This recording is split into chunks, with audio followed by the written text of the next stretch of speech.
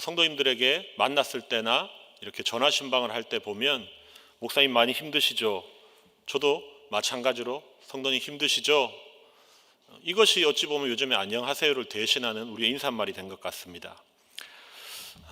힘든 시기를 살아가고 있지만 때마다 시마다 도우시는 하나님의 은혜로 늘 믿음으로 승리하는 삶을 살아내는 저와 여러분 되기를 주님의 이름으로 축원합니다. 우리가 일생을 살아가면서 여러 가지 갖가지 이 불행과 사고로 혹은 진로의 문제라든지 어떤 인간관계의 문제라든지 이러한 것들로 인한 고통과 절망은 피할 수가 없습니다. 이거는 신자이든 불신자이든 누구나 피할 수 없는 우리의 인생길에 포함되어 있다는 말입니다. 하지만 특별히 우리 믿는 신앙인이 고난을 당할 때에는 세상 사람들이 모르는 차원의 고통이 하나 더해지게 됩니다. 그것은 하나님의 침묵으로 인한 영적인 고통이 더해지게 되는 것입니다. 왜냐하면 믿는 우리들은 어떤 어려움이 있든지 간에 어려움에 직면하면 어떻게 합니까? 하나님을 찾지요. 하나님, 저를 좀 도와주십시오. 하나님 어디 계십니까? 침묵하지 마시고 이제 역사하여 주십시오. 그렇게 간절히 부르짖게 되는데 이것이 우리 믿는 신앙인들의 영적인 특징 가운데 하나이지요. 그런데 이렇게 하나님의 도우심을 간절히 찾는 그때에 하나님의 응답이 없다는 생각이 들게 되면 비로소 영적인 고통까지 더해지게 된다는 말입니다. 성도 여러분, 어린아이들을 한번 보십시오. 아이들은 잘 놀다가도 갑자기 옆에 엄마가 없으면 어떻게 합니까? 울음을 터뜨립니다. 두려워하기 시작하는 것이죠. 잘 놀고 있다가도 엄마가 보이지 않는다는 이유 하나만으로도 어린아이들에게는 두려움이 되는 것이지요. 마찬가지로 우리 믿는 자들에게도 우리가 겪는 어떤 영적인 고통도 일종의 하나님으로부터 버려지는 그러한 고통처럼 느껴진다는 것입니다. 어려울 때 하나님께서 함께 하신다는 어떤 증거라도 좀 있었으면 좋겠는데 어려울 때는 그나마도 주어지지 아니하고 마치 하나님으로부터 방치된 것 같이 하나님이 어딘가로 숨어버린 것과 같은 그러한 생각을 지울 수가 없다는 것이죠. 그래서 우리 성도가 고난을 당할 때에는 이 고통과 더불어서 언제나 영적인 고통 또한 함께 찾아온다는 사실을 기억하시기 바랍니다. 몸이 아파서 병석에 누워 있을 때에도 육체적인 아픔으로 그치지 않습니다. 그것이 영적인 고통으로 이어지지요. 가정에 내 삶 가운데 진로의 문제가 닥쳐오든지 경제적인 어려움이 다가오든지 어떤 인간관계에서의 문제가 찾아온다 할 때에도 늘 우리는 그 어려움에 더해서 영적인 고통이 찾아온다는 것입니다. 왜 하나님께서 나에게 이런 시련을 주시는지 곰곰이 되씹게 되지요. 밤잠을 설치면서 과연 이 고통 가운데 하나님의 뜻이 무엇일까? 우리는 고민하고 되씹으며 고통 가운데 신음하게 되는 것입니다. 사업이든 학업이든 가정이든 모든 어려움들이 깊어지면 결국에는 이 영적인 고통으로 환원될 수밖에 없습니다. 저와 여러분 같이 믿는 신앙인들에게는요. 여러분 시편 22편 1절을 보시면 다윗이 이런 고백을 하였습니다. 내 하나님이여 내 하나님이여 어찌 나를 버리셨나이까? 어찌 나를 멀리하여 돕지 아니하옵시며 내 신음소리를 듣지 아니하시나이까? 라고 말했습니다. 다윗도 사울에게 쫓기는 중에 많은 고생과 위기 상황을 겪었습니다. 10년이 넘는 긴 세월 동안에 그는 때로는 비굴하게 목숨을 구걸하기도 했고 수많은 위협과 추적 가운데에 그의 목숨을 근근히 부지하며 쫓겨다녔죠. 그렇게 피해 다니던 시절에 지은 이 시편 22편, 방금 제가 읽어드린 그 말씀을 보시면 다윗의 이 영적인 고통이 잘 드러나지 않습니까? 다윗에게 지금 그런 시련을 주고 있는 사람이 누구입니까? 그는 사울입니다. 지금 다윗을 핍박하고 그를 추격하고 그로 하여금 힘들게 하는 것은 사울인데 시편 말씀을 보시면 다윗은 하나님을 향해서 호소하기를 하나님 어찌하여 나를 버려두십니까? 하나님 어찌하여 나를 돕지 않으십니까? 하나님 어찌하여 나를 멀리 하십니까? 하면서 하나님 앞에 항변하고 있습니다. 성도 여러분, 이것이 바로 신자가 겪는 영적인 고통이라는 것입니다.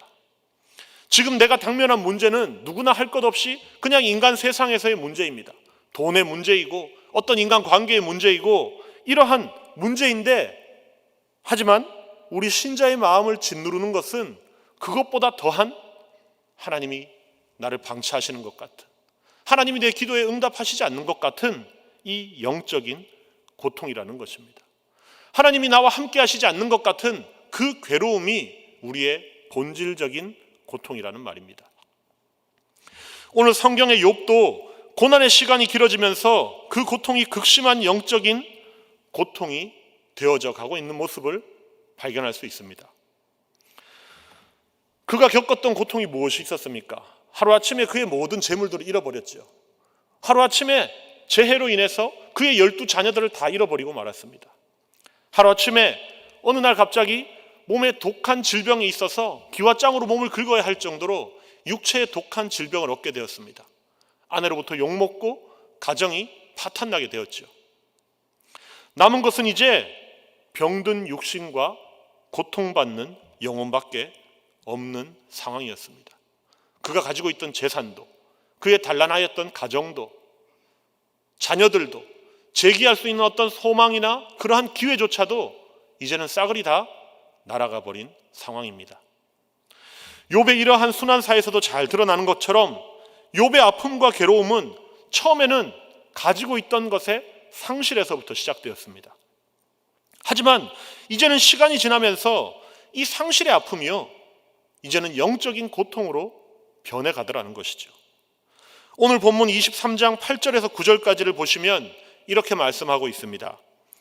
내가 앞으로 가도 그가 아니 계시고 뒤로 가도 보이지 아니하며 그가 왼쪽에서 일하시나 내가 만날 수 없고 그가 오른쪽으로 돌이키시나 배울 수 없구나라고 고백하고 있습니다. 욥은 자신의 고난이 길어지면서 이제 하나님께서 자기와 함께 하시지 않는다는 그 사실 때문에 괴로움을 느끼기 시작했습니다. 성도 여러분, 우리 성도들이 겪는 여러 가지 어려움들과 고통이 이렇게 처음에는 상실이든 이 세상에서의 어떤 문제로 인하여서 시작되지만 그것이 영적인 고통을 가하게 되고 그것을 곰곰이 되씹어 보다 보면 결국에는 하나님으로부터 내가 버림받았구나 하는, 하나님으로부터 소외되었다고 하는 이러한 불안과 염려를 촉진시키게 되는 것이지요. 이러한 고난의 문제를 과연 우리는 어떻게 다루느냐 하는 그것에 따라서 우리 신앙인의 이 여정 가운데 그 결과는 현저하게 달라지게 될 것입니다. 어떤 이에게는 사람들이 흔히 하는 말로 그 화가 전화위복이 된다 그러죠.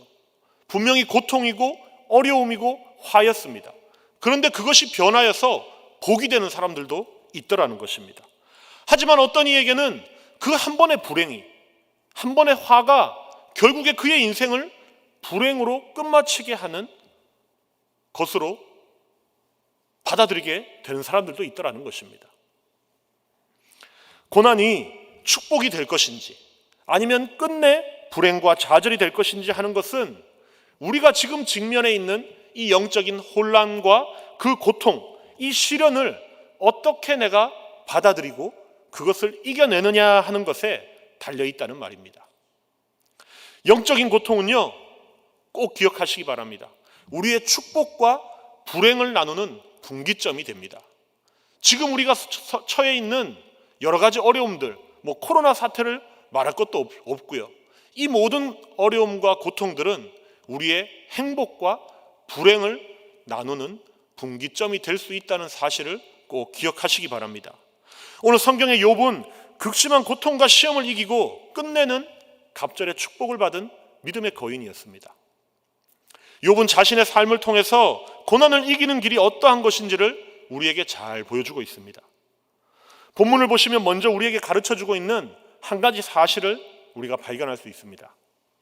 첫 번째는 하나님이 보이지 않고 느낄 수 없어도 하나님은 우리들을 위해서 일하고 계시다는 사실을 말하고 있습니다. 내가 오감으로 감지하지 못한다 하더라도 하나님은 우리를 위해서 일하고 계시다는 사실을 먼저 오늘 본문을 통해서 깨달을 수 있다는 것입니다. 눈으로 볼 수 없습니다. 내 손으로도 만질 수 없습니다. 우리 인간이 가지고 있는 오감으로는 감지할 수 없는 하나님의 그 임재, 내 바로 옆에서 일하시는 하나님의 일하심이 지금도 일어나고 있다는 것입니다. 유대인들은 동쪽을 앞쪽이라고 했습니다. 그리고 서쪽을 뒤쪽이라고 말했습니다. 그리고 왼쪽을 북쪽이라고 했습니다. 그리고 오른편은 남쪽이라고 그들이 표현하였습니다. 그래서 오늘 읽어본 본문 8절과 9절 말씀을 보시면 내 앞, 내 뒤, 나의 왼편, 나의 오른편 이런 말을 하고 있는데 이 말은 한마디로 지금 동서남북 사방을 가리키는 말입니다. 무슨 말이냐 하면 욥이 지금 고통에 처해 있습니다. 큰 화가 닥쳐왔어요.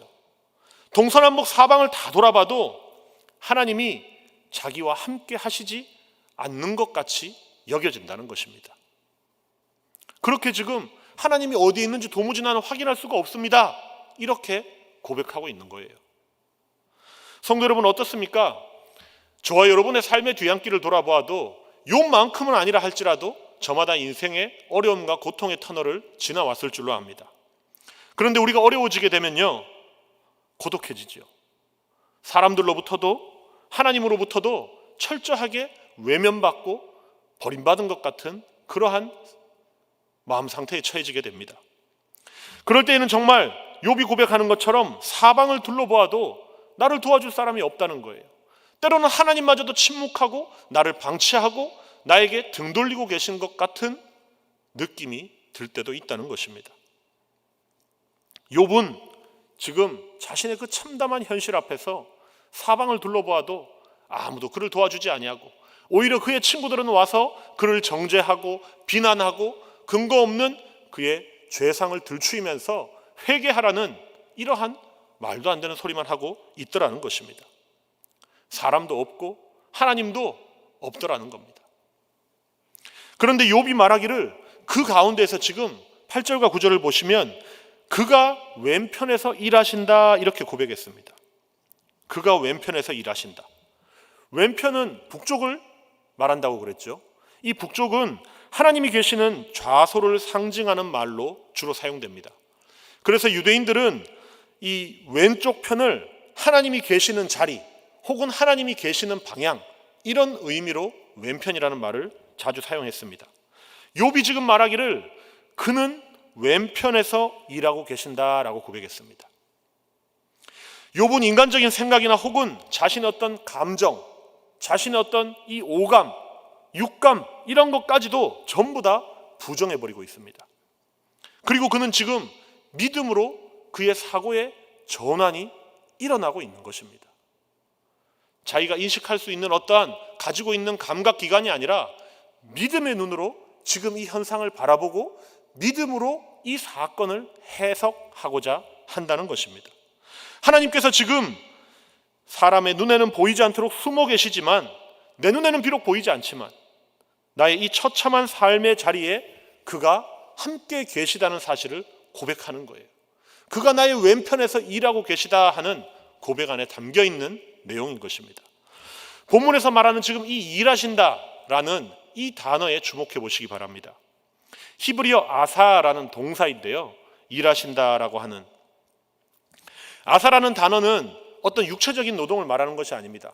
삽질을 하고 곡괭이질을 하고 하는 그러한 육체적인 노동을 가리키는 일한다라는 단어가 아니라 영어로 manufacture라는 단어가 있죠. 어떤 이 제조하는 것을 의미하는 어떤 재료를 가지고 이것을 잘 가공해가지고 멋진 제품을 만들어내는 거예요. 지금 그가 왼편에서 일하신다 아사라고 하는 이 단어에는 어떤 재료를 가지고 잘 가공해서 하나님께서 마치 멋진 제품을 만들어내는 것과 같은 일을 하고 계신다 하는 고백이라는 겁니다. 따라서 지금 욥이 하나님께서 일하고 계신다 하고 말하는 것은 하나님이 지금 자기 자신을 가지고 자신을 재료로 해서 어떤 중요하고 의미 있는 작품을 빚어가고 있다라는 사실을 그가 믿음의 눈으로 바라보았고 그것을 담대하게 믿음으로 고백하고 있다는 것이죠. 그렇지만 지금 하나님께서 자기의 삶에서 하여튼 어떠한 일을 무언가를 이루어가고 계신다는 사실을 지각할 수는 없지만 그는 믿음으로 고백하는 것입니다. 그리고 그는 잠시 후면 하나님께서 그것을 반드시 완성하게 될 것이다 라는 사실을 믿음으로 선포하고 피력하고 있는 것입니다. 성도 여러분, 오늘 우리들도 만약에 역시 이 고난의 자리에 욥처럼 들게 된다면 이 사실을 꼭 믿어야 합니다. 믿어야 합니다. 하나님께서 오늘 우리의 삶에 함께 계신다는 사실을 내 눈으로 볼 수도 없고 귀로 들을 수 없습니다. 하지만 믿음으로는 지금 하나님께서 나라는 재료를 가지고 하나님의 성숙한 사람으로 그리스도의 장성한 분량에 이르기까지 훌륭한 제품으로 나를 빚어가고 계시다는 그 사실은 우리가 믿음으로 받아들여야 한다는 것입니다. 욥은 이러한 처절한 고난의 자리에서 믿을 수 있었던 것이 그러한 하나님의 은혜였죠. 그래서 욥은 자신의 그 믿음을 정말 유명한 그 말씀으로 지금 확정하고 있는 것입니다. 10절 말씀을 우리 함께 한번 읽어볼까요? 욥기 23장 10절입니다. 시작. 그러나 내가 가는 길을 그가 아시나니 그가 나를 단련하신 후에는 내가 순금같이 되어 나오리라. 아멘. 개역 성경에서는 정금같이라는 표현이었는데 개역 개정에서 순금으로 바뀌면서 뭔가 조금은 느낌이 많이 달라진 것 같습니다. 어쨌든 지금 욥이 고백하는 그의 믿음의 이 확정을 피력하는 이 말씀에는 하나님이 지금 보이지는 않지만 하나님께서 언젠가 하나님의 그 뜻 안에서 하나님께서 원하시는 그때에 하나님이 원하시는 그대로 자신의 삶이 빚어져 갈 것을 믿음의 눈으로 바라보며 그것을 담대하게 고백하고 있다는 것입니다. 성도 여러분, 이것이 믿는 저와 여러분이 성도가 걸어야 하는 믿음의 길인 줄로 믿으시기 바랍니다. 어려움이 있을 때 눈으로 하나님께서 나와 함께 하신다는 사실을 절대 볼 수 없습니다. 우리의 감정 결코 믿을 것이 못 됩니다. 감정으로 하나님의 임재를 확인할 수 있는 것이 아닙니다. 우리 인간의 눈이나 귀나 입으로 우리의 어떤 오감을 동원해서도 하나님의 함께하심, 하나님의 도우심을 확인하지 못하는 경우들이 더 많다는 사실을 기억하십시오. 그럴 때에는 차라리 오늘 본문의 욥처럼 우리의 눈을 감아버리고 우리의 귀를 닫아버리고 무언가를 더듬적거릴 필요가 없다는 것입니다. 믿음으로 그저 고백하는 일이 우리가 할 수 있는 유일한 길입니다. 하나님께서 나와 지금도 내 왼편에서 하나님이 일하고 계시다는 사실을, 나를 매뉴팩처링 해가고 계시다는 사실을 우리가 믿음으로 고백해야 된다는 것입니다. 성도 여러분, 하나님이 과연 오늘 내 삶에 함께 계신다는 이 사실을 그래도 조금 우리가 확인하고 싶잖아요. 무엇으로 어떻게 알 수 있겠습니까? 답을 말씀드렸습니다. 믿음으로 아는 것이지요. 믿음으로. 하나님 앞에 간절한 마음으로 기도하는 중에 하나님의 성령이 우리 마음에 찾아오셔서 속삭여 주십니다. 어떻게 사람의 말로 표현할 수 없고 논리적이고 설득력 있게 말할 수는 없다 할지라도 성령께서 역사하실 때 기도하는 중에 우리의 심령 가운데 세미한 음성을 들려주십니다. 때로는 하나님의 말씀을 읽을 때에 왠지 모를 근거 없는 자신감과 우리의 심령이 뜨거워지는 것을 경험해 보셨을 줄로 압니다. 주의 성령께서 내 마음에 임재하셔서 까닭 모를 확신을 우리에게 심어주기도 하시는 것이죠. 때로는 성도의 교제를 통해서 저마다의 이 신앙의 이력과 경험들이 다른 사람들 간에 모여서 내가 만난 하나님이 어떤 분인지, 하나님이 나에게 어떠한 일을 해주셨는지 이러한 것들을 서로 영적인 교제를 나누던 중에 위로받고 하나님의 격려를 우리가 받을 수가 있는 것이죠. 이와 같이 우리는 하나님께서 함께 하신다는 사실을 확인할 수 있는 실제적인 방법도 있습니다. 성도 여러분, 하나님께서 원하시는 때가 된다면 우리의 시련도 어려움도 반드시 거두어 가십니다. 이 사실을 믿으시고 낙심하지 마십시오. 어려움을 당할 때에는 무엇보다도 믿음으로 하나님의 임재를 확신할 수 있는 기도하는 우리 낙원의 모든 성도님들이 되시기를 주의 이름으로 축원합니다. 두 번째로 특별히 고난을 당할 때에는 우리가 하나님의 말씀에 오히려 평상시보다 더 순종하기 위해서 유의해야 할 것입니다. 어려움을 당할 때는 하나님의 말씀에 순종해야 합니다. 사람들은 흔히 내가 예기치 못했던 어떤 어려움과 고난을 당하게 되면 평소에 내가 가지고 있었던 원칙과 그 기준들을 쉽게 내어버리고 막 살려고 하는 경향이 있습니다. 내가 이렇게 망가져 버렸고 이제 막장 인생까지 이렇게 내려와 버렸는데 이제 와서 내가 무슨 체면 차릴 게 무엇이 있겠어? 이제 와서 내가 뭘 더 가리고 말고 할 게 있겠어? 이러면서 되는 대로 막 사는 경우들도 있더라는 것이죠. 성도 여러분, 그런 의미에서 이 고난은요, 우리의 믿음을 시험하는 좋은 척도가 됩니다. 하나님께서 우리에게 고난을 주실 때에 여러 가지 하나님의 뜻 가운데 하나는 우리의 믿음을 시험하는 것입니다. 믿음이 약한 사람은 어려움이 처하면 제일 먼저 그의 믿음을 쉽게 내버리게 됩니다. 하지만 욥은 어떠 했습니까? 자기를 위하여 일하시는 하나님을 믿었으므로 그는 고난 중에도 자기의 생명보다도 오히려 하나님의 말씀을 더 귀하게 여긴다고 고백하고 있습니다. 11절과 12절 말씀 우리 함께 보겠습니다. 11절과 12절입니다. 시작. 내 발이 그의 걸음을 바로 따랐으며 내가 그의 길을 지켜 치우치지 아니하였고 내가 그의 입술의 명령을 어기지 아니하고 정한 음식보다 그의 입의 말씀을 귀히 여겼도다. 아멘. 어려움을 당할 때 하나님의 말씀을 귀하게 여겼다 했습니다. 말씀대로 살고자 했습니다. 욥의 이 정신, 이것이 귀한 것이고 저와 여러분들도 가지고 있어야 하는 신앙의 정신이라는 사실을 기억하시기 바랍니다. 제가 남아공에서 한 선교지를 방문했을 때의 일입니다. 그곳은 물과 전기도 들어오지 않는 아주 극심한 빈민촌이었습니다. 그곳에 사는 사람들의 주민들의 대부분은 한 달 동안 남의 집에 가서 메이드 일이나 파출부 일이라든지 아니면 어떤 정원사 이러한 일을 하게 되면 한국 돈으로 약 한 20만 원 정도의 월급을 받고 살아가는 사람들이었습니다. 그 교회에 방문하였을 때 현지 흑인 목사님이 설교를 하시는데 사람이 떡으로만 살 것이 아니요 하나님의 입에서 나오는 말씀으로 살 것이다 라는 내용의 메시지를 전하였습니다.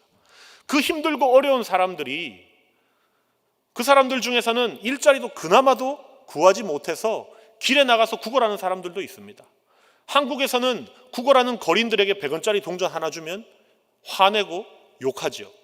그런데 그들에게는 한국 돈 100원도 안 되는 가치의 동전 하나 쥐어줘도 허리를 90도로 숙이면서 고맙다고 깍듯이 인사합니다. 이러한 사람들이 모여 사는 그 집성촌에 그곳의 목회자가 우리가 예수 믿는 것은 잘 먹고 잘 살기 위함이 아닙니다. 우리는 오늘 당장 일란드, 한국 돈 100원 정도 하는 일란드짜리 100원짜리 빵 하나를 먹지 못해서 하루를 쫄쫄 굶을 수도 있습니다. 하지만 그럼에도 우리의 영의 양식을 주신 하나님의 말씀을 주신 그 하나님을 믿고 그 하나님의 뜻대로 살기를 원합니다. 아무리 우리의 삶이 어렵더라도 강도짓을 하거나 남의 것을 도적질하는 그러한 도둑질을 해서는 안 된다는 그러한 말씀을 선포하였습니다. 나중에 알고 봤더니 예배가 마치고 그 목사님과 교제를 하는 중에 이러한 비하인드 스토리가 있었더라고요. 그 공동체 가운데 하루 벌어서 하루 먹고 살던 그들 중에 어떤 성도 하나가 폐암 선고를 받았다고 합니다. 이제는 살 희망이 없어지게 되자 그가 권총 강도짓을 하기 위해서 주변의 친구들을 모집하고 있었다는 거예요. 어차피 얼마 살지도 못하는 거, 이래 주구나 저래 주구나 죽어가는 이 마당에 내가 지금 가릴 게 뭐가 있겠어. 살아 숨쉬는 그동안이라도 남의 거를 뺏어서라도 나도 좀 남들처럼 누려보고 살자. 이러한 마음으로 그런 행동을 준비하고 있었다는 것입니다. 그래서 공동체가 함께 권면하고 기도하던 중에 마침 우리가 그날 그 예배에 방문하였던 것이지요. 성도 여러분, 비단 그 사람뿐이겠습니까? 모든 인간이요, 어려워지게 되면, 궁지에 몰리게 되면 그가 평소에 옳다고 밀었던 길도 저버리게 되지요. 헌신짝처럼 내버리게 됩니다. 반드시 지켜야 된다고 생각했던 하나님의 말씀조차도 경홀히 여기고 순종하지 않는 것이 죄인된 본성을 가지고 있는 우리 인간이라는 것입니다. 성도 여러분, 그렇지만 꼭 명심하십시오. 그것이 우리의 그 믿음의 시험의 길에서 지는 길입니다. 우리의 삶이 어려워지면요, 더 하나님의 말씀에 순종해야 됩니다. 더 하나님의 음성을 듣기 위해서 말씀에 집중하고 귀 기울여야 하는 것이죠. 욥은 지금 극심한 고난 가운데에서도 자기 입의 음식보다도 하나님의 말씀을 더 귀하게 여겼다고 고백합니다. 그 어려움 중에서도 어쨌든지 하나님의 말씀대로 살고자 하였던 것이죠. 성도 여러분, 우리가 믿는 하나님은 중심을 보시는 하나님입니다. 하나님께서 특별히 사랑하시고 붙들고 사용하시는 사람은 언제나 어떤 고난이 닥쳐온다 할지라도 고난 중에도 하나님의 말씀을 붙들고 그 말씀에 순종하여서 살고자 하는 깨끗한 믿음을 가진 사람이라는 사실을 기억하십시오. 성도 여러분, 우리 신자들은 지금 당면한 어려움을 넘기는 그것만을 목표로 삼아서는 안 됩니다. 지금 내 앞에 놓여있는 험준 산령이 있다 하더라도 이것만 그냥 넘으려고, 이 위기만 모면하려고 해서는 안 된다는 거예요. 우리의 목표는 나의 이 믿음의 시험이 닥쳐왔을 때 이것을 하나님의 말씀에 순종하여서 하나님의 뜻대로 내가 이 시험을 통과하여야겠다 하는 이 다짐과 결심이 있어야 한다는 것입니다. 믿음에는 거짓이 없습니다. 성도가 만약에 믿음이 있다면 어떠한 경우에도 하나님의 말씀에 순종하게 되어 있습니다. 우리 예수님께서도 양은 목자의 음성을 듣는다 하였습니다. 핑계댈 수가 없다는 말입니다. 오늘 아침 주일 예배 설교 시간에 담임 목사님께서 야곱의 예를 들으셨죠. 야곱이 그가 그 많은 역경과 그 고난 가운데에서 하나님이 그를 출생에서부터 그날까지, 그가 고백하고 있는 그 시점까지 지켜주셔서 그날의 야곱이 되었다고 말씀하셨습니다. 그렇지요. 하나님께서 그를 붙드셨습니다. 동시에 하나님이 주신 그 은혜대로 그는 하나님의 말씀대로 순종하고자 애쓰고 몸부림치며 살았던 사실을 주목해 보시기 바랍니다. 그에게도 시험이 없었던 것이 아닙니다. 야곱에게도 많은 시험과 어려움, 고통이 있었습니다. 하지만 그는 말씀에 순종하여 말씀대로 하나님의 사람의 믿음의 길을 걸어갔습니다. 성도 여러분, 특별히 어려울 때에 더 하나님의 말씀에 정진하는 믿음의 권속들 되시기 바랍니다. 누구에게나 다 힘들 줄로 압니다. 내게 힘든 것은 남에게도 힘들지요. 내가 견디기 힘든 그것은 다른 사람에게도 견디기 힘듭니다. 지금은 우리 교회뿐만이 아니라 온 나라가, 온 인류가 다 힘든 시간을 지내고 있습니다.